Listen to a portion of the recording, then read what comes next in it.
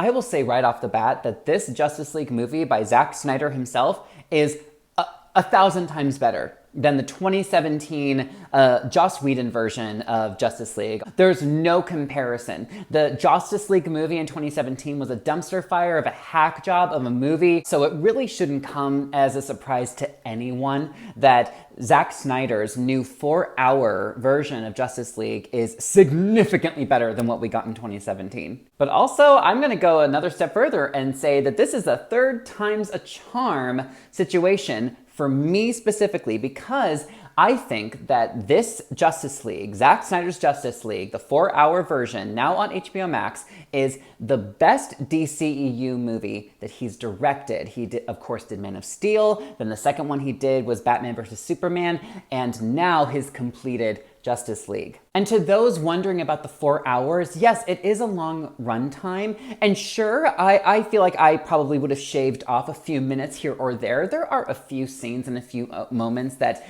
don't necessarily need to be in the movie, but the movie didn't feel like a slog. It moved along quite effortlessly, but there are so many visual spectacles within each of the chapters in the movie. There are 6 chapters and an epilogue in this overall movie. There aren't any chapters specifically that I would skip or that felt like complete filler. For me personally, I felt like the first 3 or 4 were the strongest for me, where I felt like when it was, as it's building the story and laying the foundation, I felt like the writing was at its strongest. There were some amazing visuals, character moments. Whereas the final 3 chapters, building to the big finale, are fun and quite the spectacle and widely entertaining, but I do have a few frustrations or qualms within the final 3 chapters, whereas the first 4, I felt like were strongest in setting up the story personally in my viewing experience. But overall, the movie had very excellent pacing. It moved steadily along. It felt very, very balanced in tone between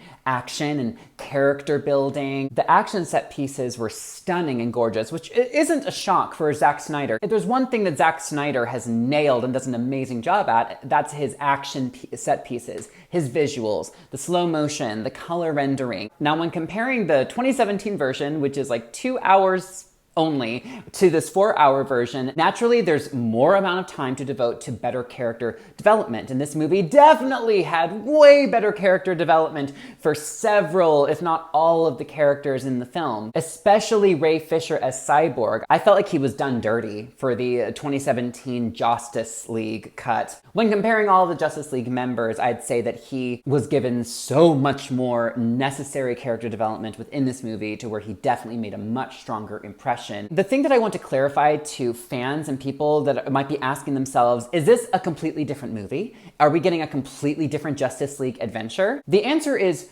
no, with an asterisk. The foundation is still the same. When referring to the 2017 Justice League, you have like Batman and Wonder Woman teaming up to try to form a team in order to take on Steppenwolf, who is the main villain, who's trying to gather these mother boxes to lead to global takeover and destruction. And also Superman is dead from Batman vs. Superman. Spoiler alert, but it's been years. So if you didn't know that, well, I mean, odds are you're probably not gonna watch this movie anyways. Those foundational beats are still the foundation for this movie, because this is the story that Zack Snyder wrote. But then the studio hacked it up for the 2017 version, whereas in this version, Zack Snyder is able to execute this story in its entirety with all of the backstory needed, character development needed. But that's not to say there aren't plenty of new things to see. I mean, you're comparing a 2-hour movie to a 4-hour movie. There are 2 solid hours of footage you have never seen. So in a way,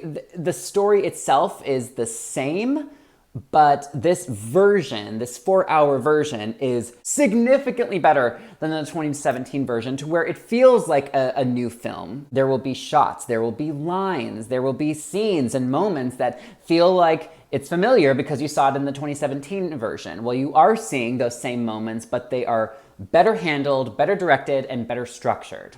And as we talk about improvements, I feel like the villain antagonist in Steppenwolf is significantly better than in the 2017 one, where he was a laughable CGI fest. In this one, not only is his look like 10 times better and way more menacing, but he is given that much more time to develop as a villain. He is quite dynamic, he's quite dimensional, you understand his motives for doing what he's doing, which makes him less forgettable like the version they gave us in the 2017 version. And always a highlight for me is seeing the team up of everyone once they finally do get together. Those always prove to be incredibly entertaining. I do love their dynamic and the different personalities involved, but something I did pick up on in observing our heroes in this movie is there are a few, not very many, but a few moments specifically between Wonder Woman and Aquaman, which I especially enjoyed. And it made me realize that I want a team up of those two. And I'd argue it's because of their established franchises that I've established more of a love for them. So seeing them interact on screen together, it immediately left me craving like, okay, let's team them up in a movie. There was a lot of good in this movie. Like I said, it was my favorite of the 3 movies that Zack Snyder has directed. It is 10 times better than the 2017 version.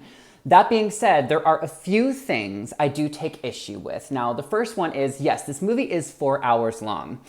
I don't think every single minute is necessary. There are some things that could have been cut out. There are some scenes that were there, and when they left, by the end of the movie, kind of left me wondering, did we need to have that? Another issue I take is, and this goes back to when this film was originally conceived, probably back in 2015, 2016, when Zack Snyder was still developing his world, was I felt like we got the Justice League as a team too soon. We'd only had one Superman movie, a Superman Batman movie, and then just one Wonder Woman movie, but we hadn't gotten Aquaman, nothing for Cyborg, nothing for Flash. And I feel like when constructing this team, kind of like how the Avengers did in Marvel, we had already spent years getting to know these characters on their own and growing to care about them, so that by the time they team up, it's that much more exciting because you have several films and years spent with these characters singularly to where you're so excited to finally see them on screen together.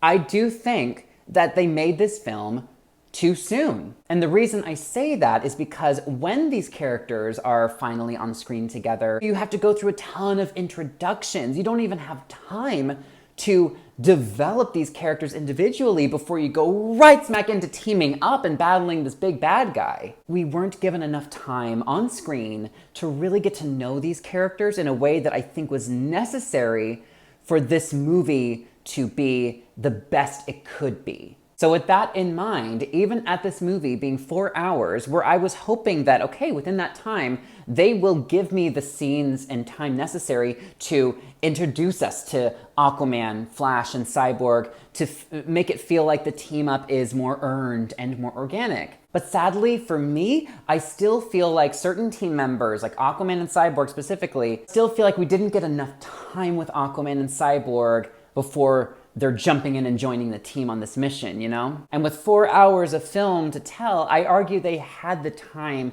to perfect the pacing for those characters to finally mesh. Now, like I said, the final 3 chapters in this movie, I had some personal qualms with. There were a few moments where I felt some of the things that happened felt kind of convenient, and there were elements involving certain characters' power sets that they didn't really fully elaborate enough on or explain enough to make me buy into it. It did leave me kind of wondering, did we always know that that person was capable of doing that? Or why is no one asking about that? It kind of left me wishing that something like that would have been alluded to, like way towards the beginning, to where it comes back full circle by the end. Another issue I had, and this is probably the biggest issue I have ultimately, is that this movie, like so many superhero movies, spends a lot of time, especially at the very end, setting up for future films. Now, don't get me wrong, this movie doesn't just leave everything on a cliffhanger. It does resolve itself within its final conflict. However, it tees up and plants seeds for what you would expect to see leading into the next film, the next set of films. And a lot of the brand new reshoots go right into those scenes that tee up what we could see in the future. But here's the kicker, is that I don't know if we'll ever see those films because this movie is intended to be a type of anomaly, a one-off, a cul-de-sac of a film to appease the fans, let Zack Snyder have his moment of love and glory in finishing out his DCEU saga as he established it, but then that's it.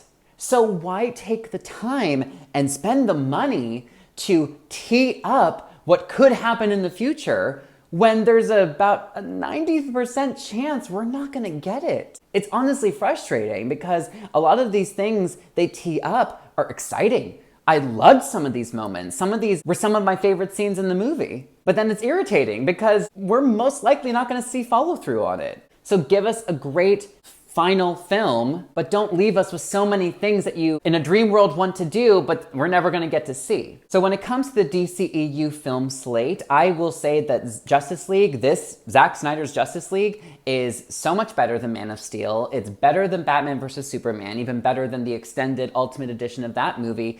This is his best film of the three that he has directed. It was incredibly entertaining. It moved steadily along, despite a couple of scenes that maybe could have been cut. But this still isn't my favorite DCEU film. I still think that Wonder Woman, the first one, is the best one we've gotten to this day. But there is no doubt that Zack Snyder definitely, improved himself over time in telling his story from Man of Steel to Justice League, and I felt like he ended on a high note for himself with Justice League. This type of film has never happened in this way before in Hollywood. The significance of the journey this film has been on has made it a type of event movie that should be seen to be believed. And I'm happy for Zack Snyder and his team to be able to collaborate and bring his vision to the screen for everyone to see. And despite just a couple personal qualms along the way, I still had a good time watching this movie. I still think it's an enjoyable film to watch, and I'm sure many others will enjoy it as well. I'm going to give Zack Snyder's Justice League a B+.